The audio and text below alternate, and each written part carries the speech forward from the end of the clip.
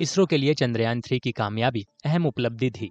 चंद्रयान 3 के चंद्रमा पर उतरने के करीब 1 साल बाद भारतीय वैज्ञानिकों ने मिशन के नतीजों के बारे में बताया। ये नतीजे रोवर के एक प्रमुख उपकरण से मिले हैं। नतीजे चंद्रमा की सतह के बारे में नई जानकारियां देते हैं। इनका असर आने वाले समय में अंतरिक्ष अभियानों पर पड़ सकता है।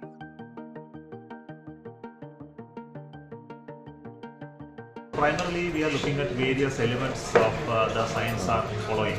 One, there is a question on where from the moon came. Where moon is originally a part of Earth, or it came from another asteroid, or it's another minor planet got trapped in the gravity of Earth. So these are fundamental questions.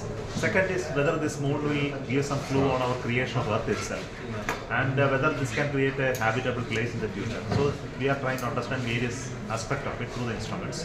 So I think in 2 days back there was a paper published on the Nature.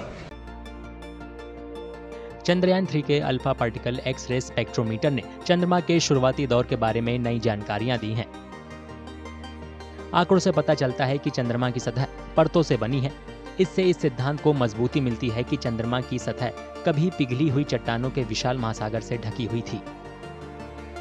भारी खनिज निचली परत में है, जबकि हल्के खनिज ऊपरी परत में है।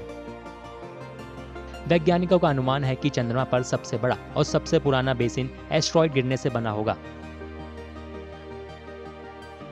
Certain observations have given indications about presence of calcium and few other things on the lunar surface. At the same time, the observations also have given you indication about presence of oxygen.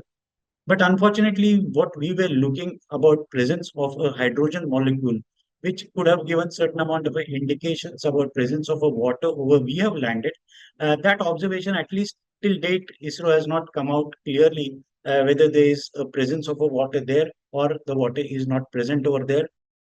चंद्रमा की सतह के बारे में चंद्रयान 3 के नतीजे अभी शुरुआती दौर में हैं। आने वाले समय में और भी जानकारियां मिलने की उम्मीद है। इससे पहले चंद्रमा के दक्षिणी ध्रुव के बारे में कोई जानकारी नहीं थी।